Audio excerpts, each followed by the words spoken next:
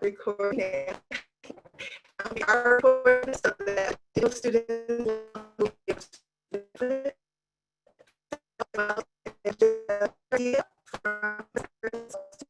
available in the chat. So use that.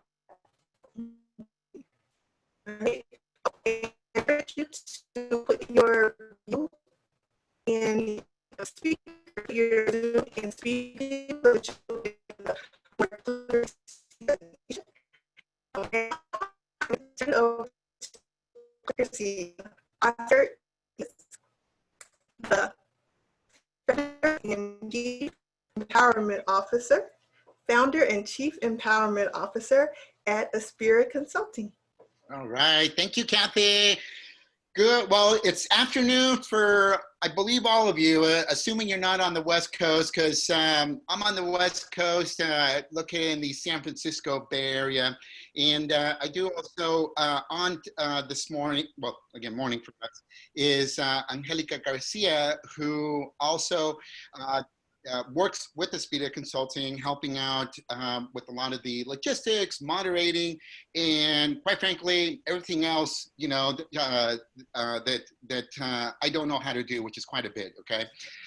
But again, folks, I'm going to, today the topic is I'm going to give you some job search tips for the current situation that we are in. Any questions that you have, go ahead and again, submit them via the chat. I will leave plenty of time at the end to answer your questions. And then also, I believe, Kathy, are we recording this session as well? Yes, we are currently recording. And awesome. We will have a poll at the end to help us gauge if we are providing the information and teaching what we think we are.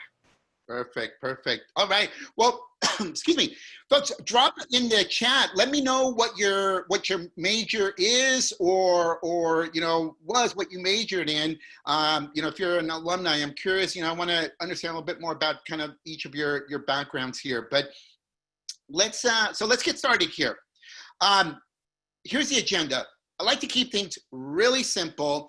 And there are three things that I'm going to cover with you. Number one is I'm going to talk about what I refer to as embracing fear, the acronym. Again, we've heard this over and over and over again, that these are challenging times, these are unprecedented times, et cetera, and so forth. And it's true. You know, some of us have been laid off, or some of us, we were hoping that this year we graduate and, you know, we have multiple job offers, et cetera, and so forth. And, you know, for the last 10 years, our country has been experiencing a tremendous amount of economic prosperity. And then all of a sudden, it wasn't even a punch in the gut. It was just, I don't know what it was, and like an implosion. No one could have predicted what we are in. I never would have imagined that I would be doing a training, maybe virtually, but certainly not a training virtually from my living room. It's crazy, right? And so I'm going to talk about, again, embracing fear. Number two, I'm going to walk you through how we can identify some of the silver lining in spite of what we are going through experiencing.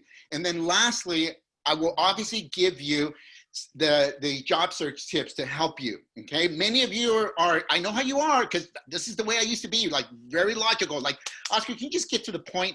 Listen, I am going to get to the point, but if you don't know how to handle some of the challenges, you're going to fizzle out like a 4th of July fireworks very quickly. So let's go here. Okay, before I get into it, I want to share with you a little bit about my career journey so that you understand where I'm coming from, because I'm going to be the first to tell you that some of the tips that I'm going to share with you are going to be different. They're going to be unconventional. I don't teach people how to set up their LinkedIn profile. I don't teach people how to use LinkedIn, for example. I teach people how, or I help people how to believe in themselves. I empower you so opportunities come to you. A dog with a note in his mouth can teach you how to set up your LinkedIn profile, how to use Handshake or whatever it is that you use. But I think it's important that you understand why I take this approach. So first of all, I turned 51 this year, okay? Yes, you know, the cream for my eyes, you know, my face is working, okay? Thank God, all right? Target, good stuff there, cheap too. 11 career transitions. I've been in the workforce now just under 30 years. So if you do the math, almost, you know, whatever, like every year and a half or whatever, 3 years, I've transitioned careers. It's not because I was a bad employee. I actually worked in the tech industry for 12 years, all startups. And if you know anything about startups, most startups go out of business, or if they get acquired and they keep anyone, usually it's the engineering or the software developers. I was in sales. Sales and marketing were the first to get the boot. Also, even though I transitioned quite a bit, the most that I've ever been out of a job was 6 weeks. Why? Because early on in my career, I learned how to network. I learned how to build relationships. Also, I've been in situations where I've been hired for a job with zero experience. When I transitioned from tech and I went to go work, a good friend of mine told me about the chamber CEO position. And I was like, what the heck does a chamber of commerce do? And he convinced me to apply. And I'm like, are you sure? I have no experience. Like, honestly, like, you're crazy. What are you talking about? Well, my competition had 25 years of chamber experience, was the interim chamber CEO, and the board loved her. Like, what are my odds of getting hired? I mean, I have a better chance of winning this, whatever, the super lotto, or whatever the heck they call it, on Saturday than getting hired. And I got hired. The reason I share that story, because many of you that are graduating or throughout your career, you self-select yourself from taking on an opportunity because you look at the job description and you're like, oh my gosh, they're looking for like, you know, 7 years of this experience and I only have like 3 years and this and that. No, I won't apply. Well, I'm going to tell you, okay, like if you don't apply for something, you know what the answer is going to be? No. Also, I've been in situations where a position has been created for me. Now think about that, right? Like who doesn't want to be called and say, hey, Oscar, we have this rec approved. Are you ready to come work for us? I'm like, count me in. And that's when I left the chamber after almost 7 years. I went to go work at LinkedIn for a 1-year contract gig. And they called me and they're like, hey, Oscar, you know, we got the rec approved. Are you still interested? I'm like, yeah, sure. And check this out. It was a part-time job working 20 to 25 hours a week. I was getting paid almost 2.5 times more than working 60 to 80 hours a week as the head of the chamber. Like who doesn't want to work less and get paid more? Like sign me up, right? And then also be in a position where employers, again, recruit me. Now, I'm not telling you this to brag. I'm telling you because this is part of my career journey. I also want to share with you some of the challenges, some of the obstacles that I've overcome. English is my second language. Like some people like, what? But Oscar, how come you don't speak English with an accent? Because I learned it in kindergarten. Also, I've been on the free and reduced lunch, okay, low income, all right? In high school, I did really well in my English classes, and then I go off to UC Berkeley, okay? And all of a sudden I'm in remedial English classes at Berkeley. I'm like, what the heck? Did someone just lie to me or what? Like, or am I really like dumb in English, right? And it was horrible, right? Having to take, because here I am, like this imposter syndrome, 30,000 plus students on the UC Berkeley campus. And all I saw was a bunch of brains with 2 legs walking around. And I was not one of those brainy folks. Also, my dad, first grade education, my mom, middle school, okay? They didn't speak English or anything like that. And my natural personality is an introvert. I know many of you don't believe it because we have this perception or misperception that anyone that does public speaking is an extrovert. That's not true, guys. What is true is that you can't teach an old dog new tricks, okay? It has taken me 25 plus years to get out of my shell. Angelica, if you haven't figured out, her last name is Garcia, and if you use her, she's my daughter, okay? So she can vouch for me, all right? She can say like, yeah, my dad was Jesus Christ, okay? There's hope, okay? So I share these obstacles with you folks because even though I first started off by sharing some of the successes, career success journey, listen, here's the thing, okay? It's still scary, okay, out there. And like I said, I wanna help you how to embrace some of this fear that we experience. So what do I mean by fear? Think about this, okay? If your home or wherever it is that you are right now, all of a sudden catches on fire, what is the first thing we are gonna do? We're gonna get the heck out of the building, right? Safety. But what do firefighters do? They're gonna run into the burning building. And see, think about that. You and I run out of the building out of fear and for our safety, but firefighters have been trained to embrace fear. And what I mean by fear in this case as the acronym is, folks, you need to be flexible. Listen, I majored in Chicano studies at Berkeley. Some people were like, Oscar, like, what the heck are you gonna do with that? Are you gonna be a teacher, a professor, what? No, I just loved history. And so some of you majored in whatever because you love that field, that discipline, and all of a sudden the jobs in that field of yours are gone, or it's very competitive. So maybe you need to be flexible and adjust yourself to some other discipline, okay? Also, you need to be willing to embrace change, whether it's change from a technology standpoint. Some of you are young professionals and you're like, Oscar, what are you talking about, dude? Like, listen, I grew up with, with the internet and Facebook and stuff like that. Well, you know what? Some of you actually need to embrace human interaction, or at least virtual interaction, okay? Some of you need to put down your cell phone and stop texting people, or maybe in some cases you need to pick up your phone and call someone. It's that high-tech, high-touch approach, folks. Next is we always have to, I believe, aspiring for more. Don't settle, folks. Just because sometimes we take a step back doesn't mean that we settle. Sometimes we have to take a step back and go back up. Listen, guys, think of like professional sport. I don't care what sport it is, okay? Let's say a pitcher, because now, baseball is finally kind of back, okay? But a pitcher's not out there pitching the entire game with nonstop. No, there's innings. He comes back, sits down, puts his arm in a jacket, keeps it warm, goes back up, right? So always be aspiring as well. And then lastly, folks, focus on those results.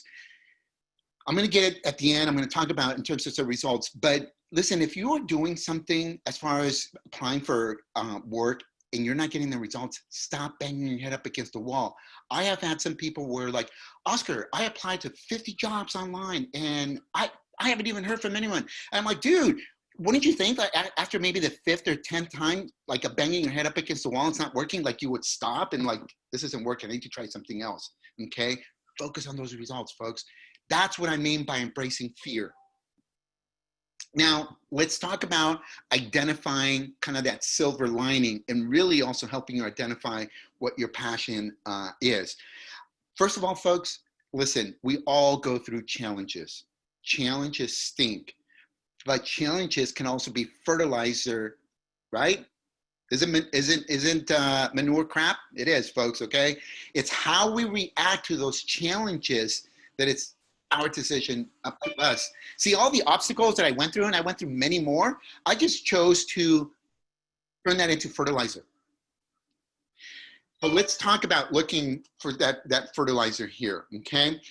I'm gonna share with you an exercise that I want you to do, and obviously not right now because it's gonna take a little bit of time, but I do encourage you that if you are serious about finding your next opportunity, that you do this exercise at least by Sunday of this week. If you wait for Monday, you're probably not gonna do it, okay? But here's the first thing that I want you to do. Number one is I want you to do an inventory of all the skills that you have. And when I say an inventory, I don't care if you think you're good or not in that skill, just write it down, okay? And you're probably gonna come up with a list of about 40, 50, or 60 things, okay? Once you've created that list of skills inventory, I want you to go back to that list and circle the top 10 skills that you are good at and you love doing. This part is really critical. I said that you are good at and love doing. I'm good at the budgeting. I hate doing it. So guess what? I'm not going to circle budgeting, okay? So, okay. Next, grab another blank piece of paper, blank screen on your laptop, and I want you to write 3 columns. On the left, label it life experience. In the middle, feelings, and then on the right, skills. I'm going to use myself as an example, what I want you to do. So first of all, I want you to think of a life experience. Usually it's kind of an unpleasant life experience, okay? So for example, when I was a kid, like 11 years old, my parents started a side business. My dad in Mexico was a butcher. And on the weekends, we started going to some of the ranches in the area, in the Bay Area, and literally killing a pig, cow, and goat. And we would sell fresh meat the way they do it in Mexico and a lot of other foreign countries, completely illegal. My parents got busted by the health department, by the cops, okay? And for me, though, as a kid, as an 11-year-old, I felt embarrassed. All of a sudden, I disappeared from my friends on the weekends. And they're like, Oscar, how come you're not hanging out with us? Oh, because I'm busy. They're like, doing what?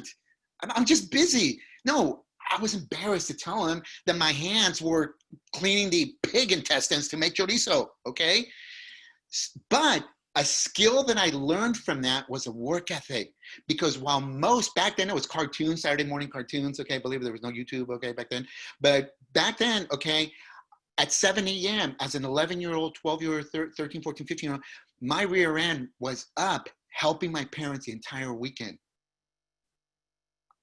I'm a hustler, okay? It is because of that experience there. So you see that positive experience, lesson from a negative experience, the positive that come out, finding that fertilizer. I told you earlier, I was in the remedial class at UC Berkeley. How did I feel? Inferior, imposter syndrome. What did I learn? I learned how to be coachable because I was not going to let myself, you know, fall back, get kicked out of Berkeley or anything like that. When I worked in the tech, told you I was laid off quite a bit. I was married, my kids were young back then. How did I feel? Anxiety, right? Like getting laid off, financial, like, oh my gosh, what did I learn? I told you networking. Here's another one. We co-founded a nonprofit, family and friends. And at the time, I felt like, oh my gosh, what am I doing? Like, we have no time, you know. Again, my kids are little. My ex-wife and I were both working and this and that. It's like, we don't have any time to be doing this and helping out the community. It's like, we need help ourselves. But what is the skill that I learned? Public speaking.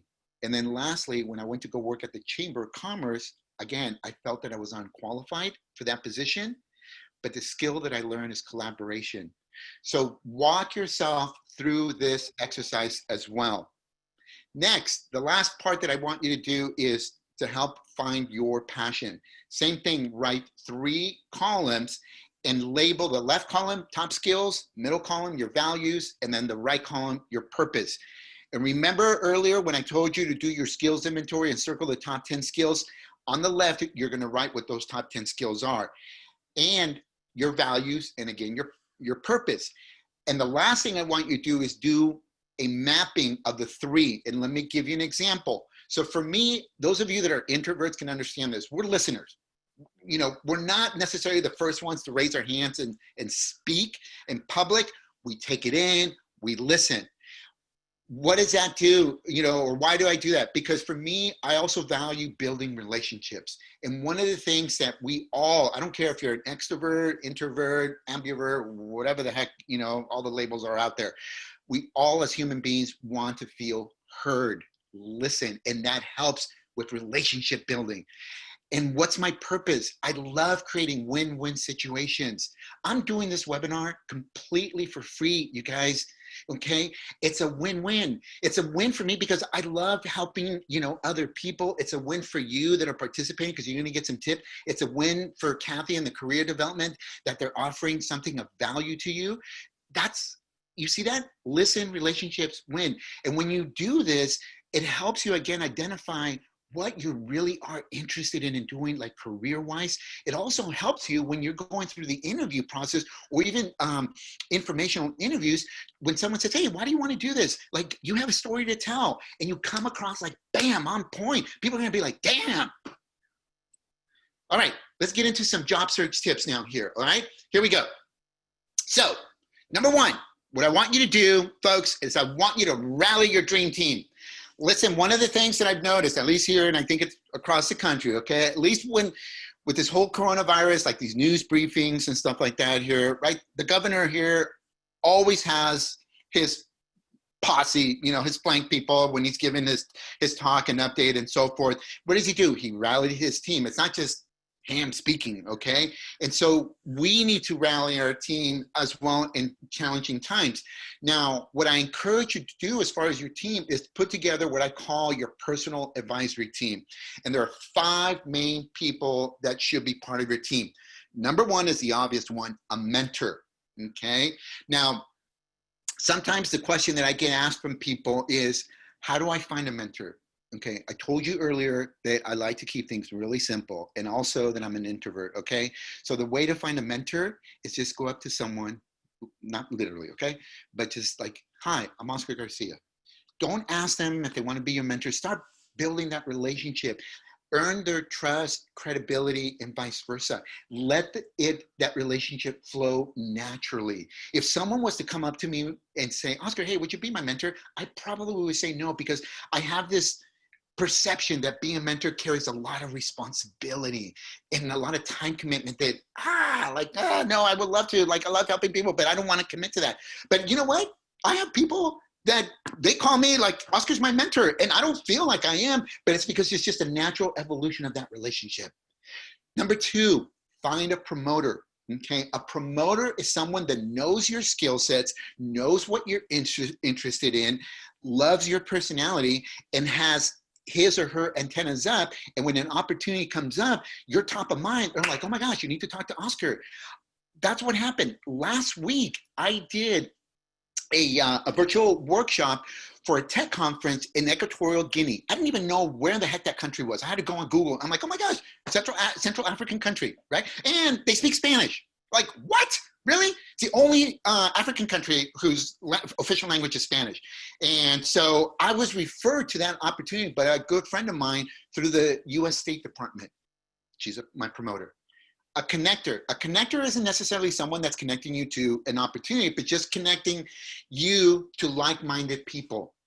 Again, they like your personality, etc. And I've had that where it's like, Oscar, you should meet so-and-so. So-and-so, you should meet Oscar. Boom, awesome. And then number 4 is a close friend. Now, I know we all know what a close friend is, okay? But I'm going to give you the OG, Oscar Garcia version of a close friend, okay? A close friend is someone that is willing to be brutally honest with you when you are screwing up. And you need to give that person permission to do so. Stop getting butthurt, okay, with some of these people. Because listen, if I'm walking down a path, a trail, and at the end of that trail is a cliff, and if I fall off that cliff, I'm gonna die, and I'm not listening to my friend has permission to break my leg, because I'd rather have a broken leg than be dead. That's what I mean by a close friend. Not someone who says, well, Oscar, if you like it, I like it too. No! And then lastly, a coach. Now, a coach is someone that is in the industry that you are in. The difference between a coach and a mentor, to use again, like an analogy sports, like a mentor, it's like, think of like Michael Jordan used to play the game, okay, basketball. He doesn't anymore. So Michael Jordan would be a mentor. But being from the San Francisco Bay Area, we got the Warriors over here, okay? So Steph Curry would be like a coach because he's playing the game right now. He's in it, okay? So that's what I mean by a coach. Now, folks, if you don't have all these 5 people, don't worry about it. I don't. Just look at putting this team together here. Number 2, let your network know that you are looking for opportunities. LinkedIn has this feature where it says, you know, looking for work, etc. Listen, I don't care if you use it, okay, or not, or put a post out where you are letting your network know that, hey, I'm looking for this, and that. This is a time not to be humble, not to be like, oh my gosh, I don't know what people could say. No, like, let the world know. Listen, some of you are letting the world know what you have for breakfast. Some of you are letting the world know that you broke up with your boyfriend and girlfriend. Let the people know that you're looking for an opportunity. Jeez.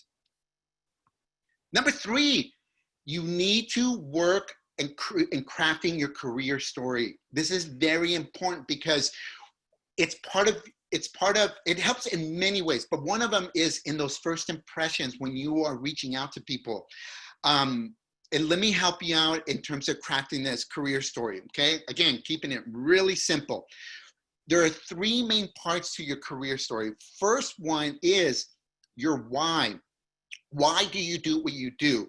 Now, In this case, the why that I'm referring to, it's what's in it for other people. So for example, on a personal level, my why is I love helping other people dream bigger, I love inspiring them, and I love serving them. That's on a personal level. But most of you don't give a rip about that, okay? Because we're naturally selfish. You want to know what's in it for you. So therefore, my why, what's in it for you, is I empower you so opportunities come to you.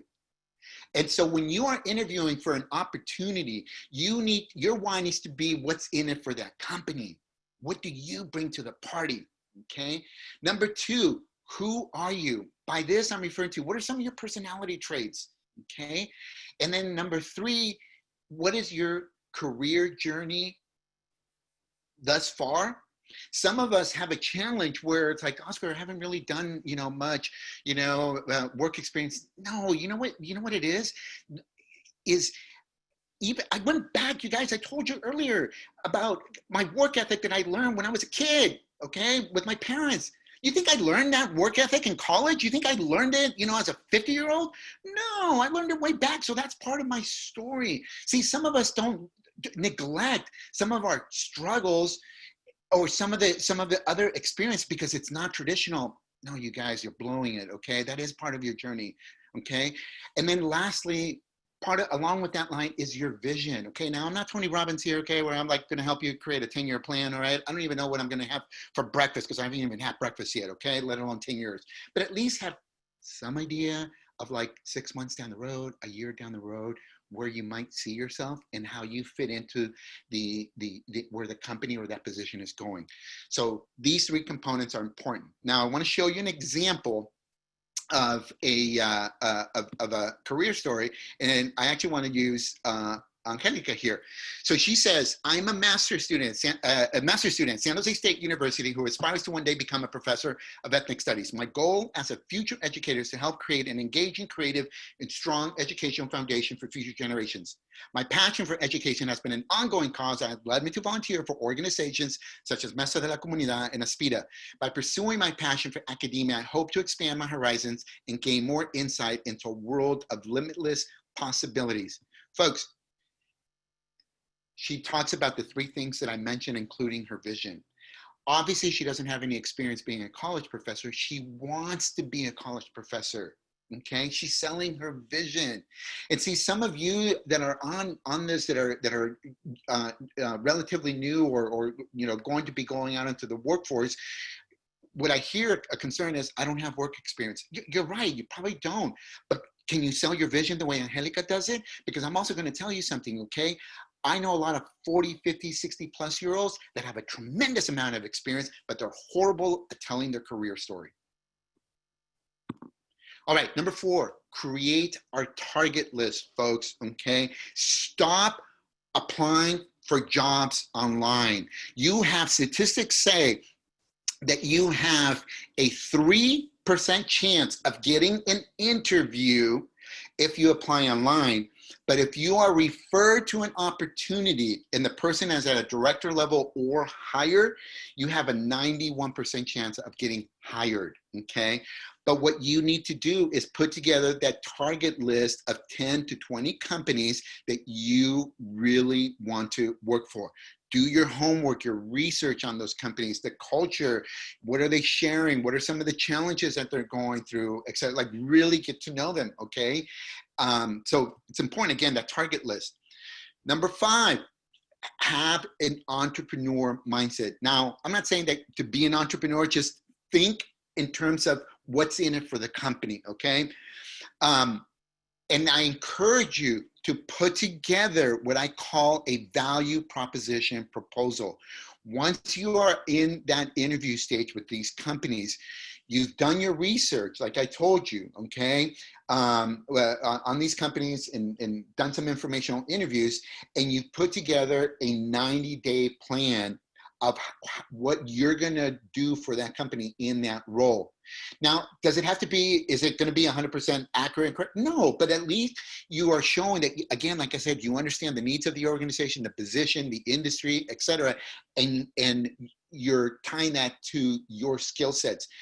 This takes some work, no doubt about it, but I'm gonna tell you, Very few. When I say very few, probably less than 1% of the people actually do something like this, all right? And if you do this, you're gonna stand out. Oh my gosh, you're gonna be a shining star, my friend. Okay?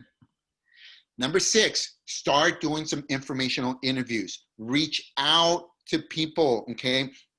To do some informational interviews. I'm going to show you at the end a little feature on LinkedIn that can help you. But yeah, just reach out and just ask some people like, hey, you know, can I get 10, 15 minutes of your time, whatever, and start doing some informational interviews. Also, number 7, look at creating a video resume, folks. Listen, again, I come back like, I bet you, if I went onto your Instagram account, you've already probably created like 5 videos this morning, okay? And some of you are like, oh my gosh, Oscar, what do I do? What do I say? Like, listen, okay, Jack, you know what to say. You're already saying it on social media. What you need to do is just, you need to kind of polish it up what it is and comb your hair, okay? Like, look somewhat professional here. Now, here's some tips for your creating a video resume. Make it short, 60 to 90 seconds long. In their video resume, talk about who you are, what you do, what you want, why do you do what you do, and then also have a call to action. What do you want people to do? Do you want people to, you know, email you, text you, you know, click somewhere else, go visit your personal website, maybe if you have one, etc. Practice, practice, practice. I know oftentimes it's scary to be in front of the camera, but one of the things that I found out is that you can video record that video resume a gazillion times. It's the end product that matters. When you, number 4, when you upload it, whether it's on LinkedIn, Facebook, or wherever it is, make sure you tag certain people that can help you promote it, or maybe tag certain recruiters that you might be in conversations, or hiring managers, and then also use some hashtags. I don't think I have to tell you why hashtags are important, okay? And then lastly, just share this post anywhere. I mean, if you upload it to, say, YouTube, you can email it to other people and so forth. Number 8, also virtual interviews. More and more companies are doing this, especially given a lot of still the shelter in place and so forth. Let me give you some tips on virtual interviews. First of all, practice, okay? You can get the free account of Zoom and, you know, call up your brother, sister, or friend. I'm like, hey, listen, dude, we're gonna just practice here, and just practice doing the virtual interview. Make sure that you are testing the equipment, the app, whatever it is that you're using before. Like, for example, Kathy and I, you know, in a head account, we logged on like 30 minutes before the session, even though I use Zoom myself for my company, but still, you just never know, right? You just want to be prepared, okay? Make sure you work out any kinks and have time. Logistics, right, matter, okay? Sometimes, like right now, I'm in my living room, like I told you earlier, and I have this, you know, San Francisco background, whatever, but lighting, you know, spend a little bit of money on getting a nice lighting. Some of you already have it, right? For some of your TikTok videos that you're making, all right? Oh, there you go, lighting, I mentioned it. Background, like I said, make sure that you're controlling the background and so forth. Focus on the camera. One trick that I've seen is, you know, kind of putting like a smiley face, a big, right where the camera is, a little hole, right, obviously, and that way it just helps you look at the camera. Use your notes wisely. That's the nice thing about doing virtual interviews is that even if you were in a face-to-face interview, that you're able to, you know, take some notes. So definitely do that. And then lastly, folks, don't forget to send a thank you email message. I also would encourage you to ask the person if you can connect with them on LinkedIn as well. Okay, number 9. Virtual networking is also important right now. Now, here's some recommendations. This is a screenshot of Eventbrite. You can go onto Eventbrite and you can search for free or even paid if you want to, online events. And the benefit of attending an online event is not only will you learn, but for example, if you go on to, like right now in this setting, you click on the gallery view, you can see the names of the people that are on this webinar. Take a screenshot, you guys, and look them up on LinkedIn or social media, especially LinkedIn. I would say LinkedIn. And maybe connect with some of these people. You're expanding your network. Oh my gosh, this is like, for me, for an introvert, this is like a dream come true. Like finally you extroverts, you know, are in like my house, okay? My comfort zone, all right? Because traditional, I hated going into traditional networking events because like, I'm like walking around, you know, like lost puppy and like, oh my gosh, what do I say to this person? Like, I need to know my elevator pitch. Like, comment, hey, you know, Angelica, I noticed that you were on the webinar here, blah, blah, blah. We'd love to connect with you on LinkedIn, something simple like that. And then lastly, folks, number 10 is you need to, remember I told you earlier about having, focusing on results. Folks, you need to have some realistic effort, put in a realistic effort in your job search. About 2 months ago, I had a friend of mine reach out to me and was like, hey, Oscar, you know what? Oh my gosh, like, you know how you talk about informational interviews? I am not having any success in really getting people to respond.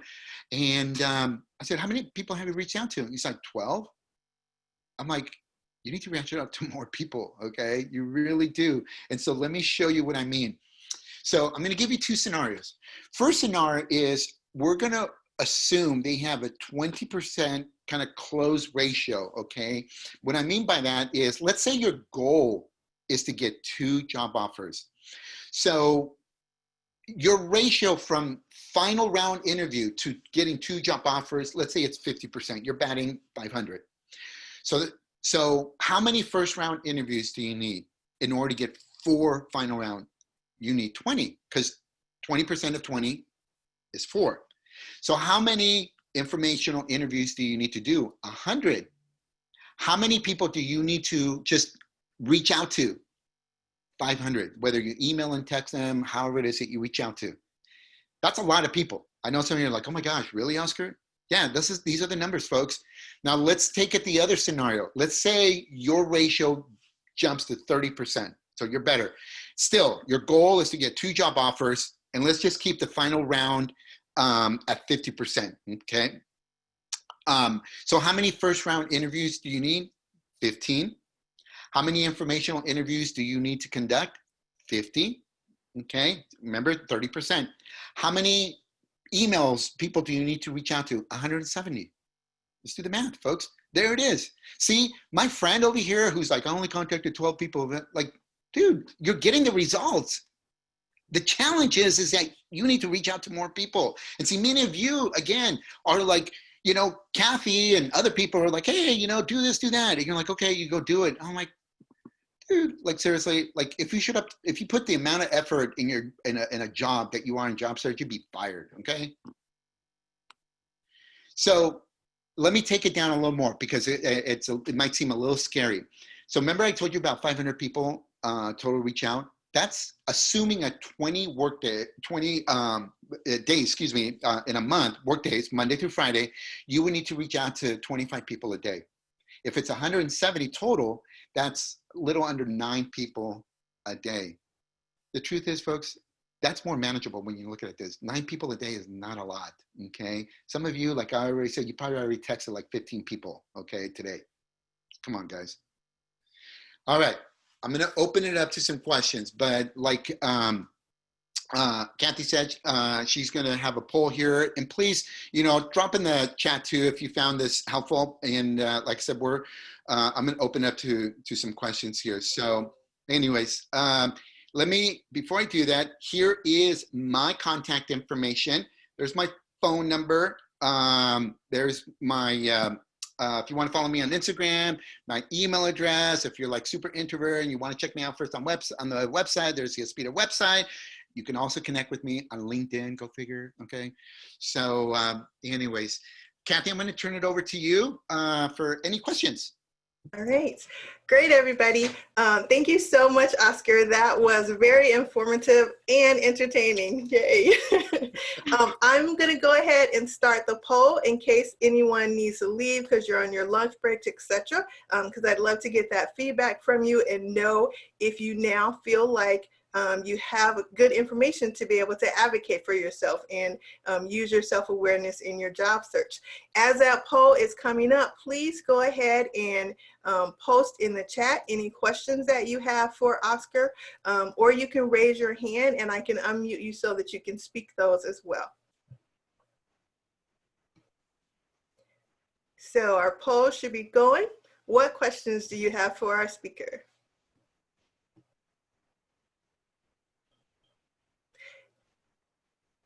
So one of our guests is asking if they can have a copy of the slides. Well, here, what I think is even better is to actually get the video recording, because you're going to get the slides and also me explaining things, and it's kind of like asking if Marvin Gaye was still alive, to ask him for the lyrics to a song without the music. It's a better experience when you get the music as well. Absolutely. We are recording this, and our plan is to make it available on our YouTube channel and possibly on our website within a week. This is our first experience doing this, so give us a little bit of time. I'm looking through the chat to see any others. I see there's a question about networking and finding jobs specifically in politics. The question is about finding jobs in politics? Mm-hmm. Okay. Give me 1 second here. Let me just switch screens and share something here with you guys. Okay, let's see, where are we?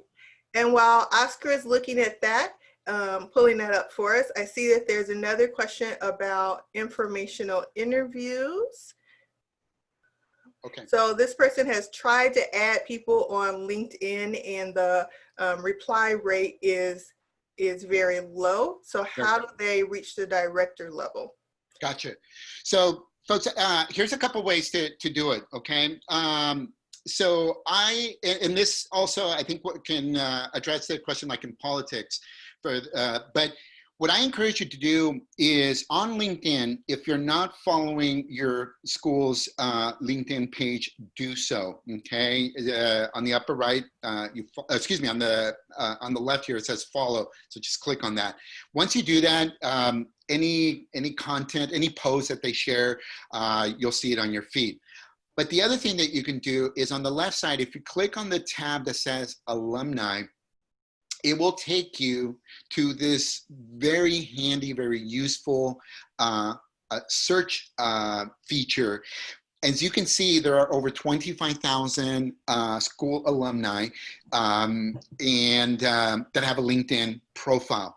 So for example, let's say you want to work in the greater Chicago area. You would click on Greater Chicago, and then on the right, this is going to pick someone, a random company here. Let's say JP Morgan Chase. Click on that. So now the filter took me from 25,000 plus to 12 alumni. And if I scroll down to the bottom, okay, it's showing me the 12 alumni. Now, one of the things that I know is that alumni are probably, next to someone that are probably going to be the group that will accept your LinkedIn invitation, because right, we're alumni. Like someone connects with me or sends me an invitation to connect from UC Berkeley, I'm like, I'll accept it. It's just that we have that commonality there. So connect with them with your alumni doing this feature. Also with this feature, you can also search by people major, okay, year of graduation, etc. So the person who asks about politics, this is another great way for you to find people at a company or an organization that are alumni. The other thing that you can do is up on the search feature is you can just type in the name of an organization, and that organization will tell you if you have anyone in common that works there. And if you notice, like for example, or someone in your network, if you notice, like here in the University of Illinois, Kathy is here, right? Now, because we're connected on LinkedIn. Now the thing is that it's saying that see all 1,000 plus employees that work at the University of Illinois. So let's say, for example, I wanted to connect with Jeff Harmon. Well, maybe I reach out because we don't have anyone in common, maybe, I reach out to Kathy and ask her if she knows him well enough, would she be willing to make an introduction, et cetera, and so forth. So this is a way for you to leverage LinkedIn's alumni feature and also your connections as well. Great. Thank you so much. We have two more questions. One was asking a little bit more about mentors. So what specific types of things would you ask them to do? Like, how could they directly help you? Yeah, it's a great question. So, so again, a mentor is someone that's going to give you some guidance. And it could be career related, it could be just other, relationships or, other in other areas. It doesn't necessarily have to be career related. The thing is that with a mentor, like I said, it is going to take some time to develop that relationship. And also you as the mentee, you need to show more initiative and in reaching out and with to that person. Don't assume or don't believe that just because a mentor doesn't reach back out that they're not interested and so forth. That's not the case. We just never know, right? Whether they're busy, what's going on in their life. Like in my situation, I've had mentees, right, where they reach out and we talk, and then I drop the ball. I really do. I mean, I'm busy and so forth, and I drop the ball and I don't hear from them anymore and stuff like that, or it takes a long time. And then when we do reconnect, I'm like, hey, how come? Oh, I just felt bad. Like, no, we're all human, man. We're all human. It's like, give that grace and just be professionally persistent. Okay, that's what I recommend. All right. Our next question is, any tips on how to make yourself be flexible in what you're looking for without sounding wishy-washy and indecisive? And I'm actually going to jump in before you do, Oscar. One thing I would encourage is that you look at what your transferable skills are and identify how you can talk to people about ways that those can be used in different types of positions.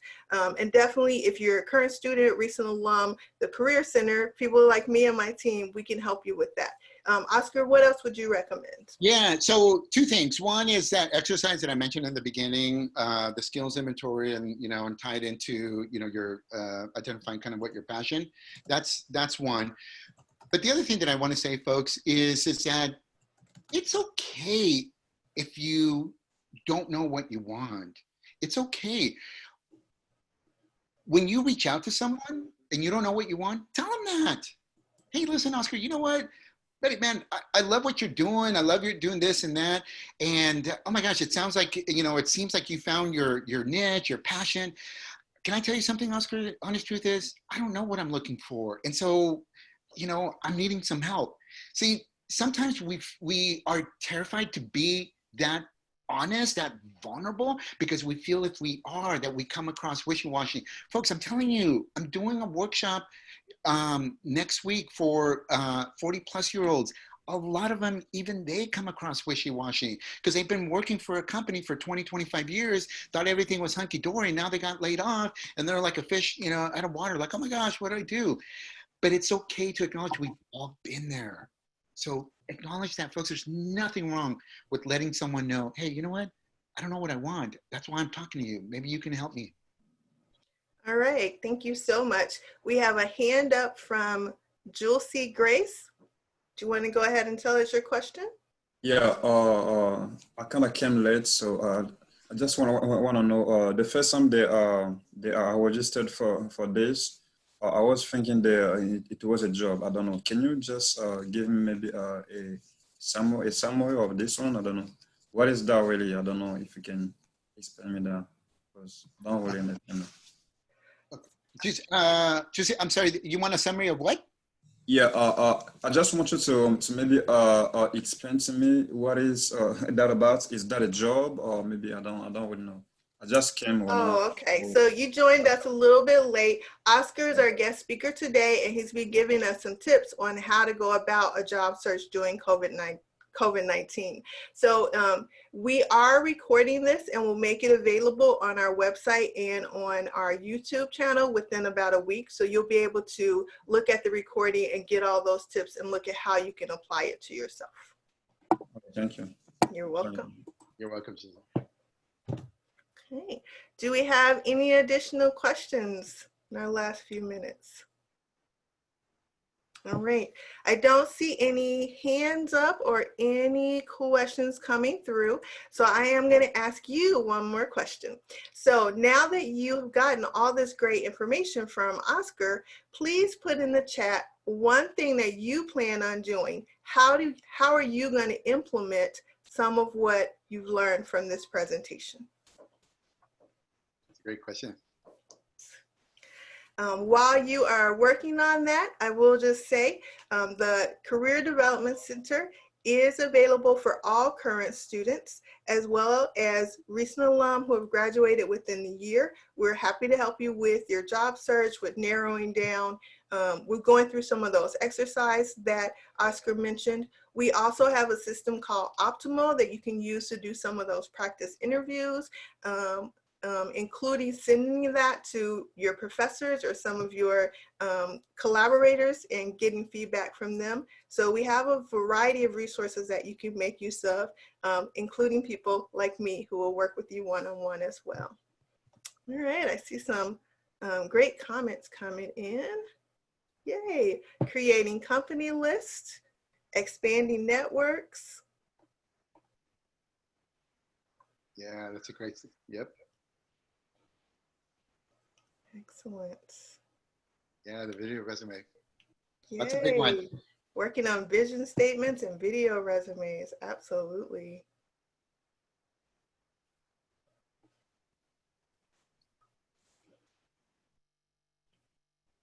Putting their story together. I love that.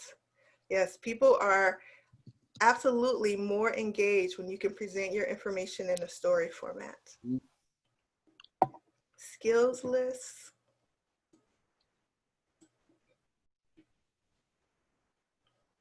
Yeah. Absolutely. I just sent a message. Connect with me, folks, on LinkedIn. All right, happy to. I share a lot of tips on LinkedIn. Yay, there's one person that will not ignore your message when you send them on LinkedIn. And if you're needing any assistance with updating your LinkedIn profile, we can also take a look at that and help you with making that more robust as well. Mm-hmm. And one of our colleagues from Advancement is also on the chat. I don't know if that person wants me to call them out, but don't forget that we do have Advancement in our alumni component, and they provide a number of ways for you to connect with other alumni as well, including a group on LinkedIn. Yeah. I see a question here, Kathy, from Manji. She says, her question is, Oscar, when you connect with someone on LinkedIn, how can you start a conversation with them without sounding too intense or creepy? That's a great question, Angie. So do your homework, look at their profile and identify, see if there's some common ground. So when you look at my profile, you see that I've started a nonprofit. I believe in relationship first, business second. So in other words, very people skills oriented. I love helping people. If that resonates with you, maybe you can start like that. Hey, Oscar, I looked at your profile. I noticed that you blah, blah, blah. That is very similar to my personality or what I like to do. Boom. That's one way. Now, maybe there isn't anything in common, but you can still start off by acknowledging or complimenting that person on something that they are doing or something they've done. Or another way is that maybe sharing with that person what it is that maybe you're looking to accomplish, and a short reason of why you want to connect with the person. It's no different on LinkedIn. It's no different in a conversation than if you were at a networking event. When you approach someone, it's like a ladder, climbing a ladder, or some steps. You take one step and the person goes up that step with you. then you keep going and you're building on that relationship. The mistake that a lot of times we have is we kind of look at it as like, oh my gosh, look at all these steps that we have to take to the top. And so I only have a short period of time, and just like we just dump on that person everything. It's like, no, just take little baby steps. Absolutely. I appreciate it when people reach out to me and they'll be able to say, oh, I see we went to the same school, or see we're both interested in entrepreneurship, or etc. Yes. Being able to immediately see those connections definitely helps. Yeah. And Kathy, remind me how you and I connected. Was it through another event? It was, yes. I went to an event similar to this, a master class kind of webinar on job search. And then you mentioned people could reach out to you to LinkedIn. So I did. Yes. See, folks, this is a great example right here of virtually networking. And I actually do another talk on specifically on networking virtually. But if you look at the interaction as an outsider, you know, between Kathy and I, you would think that Kathy and I are buds and like we go back, you know, whatever, 10 years. And it's really relationship building. Obviously, I mean, the impression that I get from Kathy, she's very easygoing, very open-minded, open to trying new things, which is my style too. And so therefore, bam, there's just kind of that click right off the bat, right? So now if there wasn't that click, hey, I'm still going to be professional, courteous to her, et cetera, and so forth. And I'm sure she'd be the same way. But again, it's just taking those steps here. And look, from an event that I participated in, now I remember I was on a panel. Okay, I didn't even actually meet her like this. She connected with me on LinkedIn, and the rest, as I say, was history. Great. Absolutely. And we're coming to the end of our program. Before we wrap up, I want to give Maggie Owen a chance to speak with us. She is from UIS Advancement, and they have the alumni programs. Maggie, go ahead. Awesome. Thanks so much, Kathy. And it's exciting to see so many alumni that were able to join in.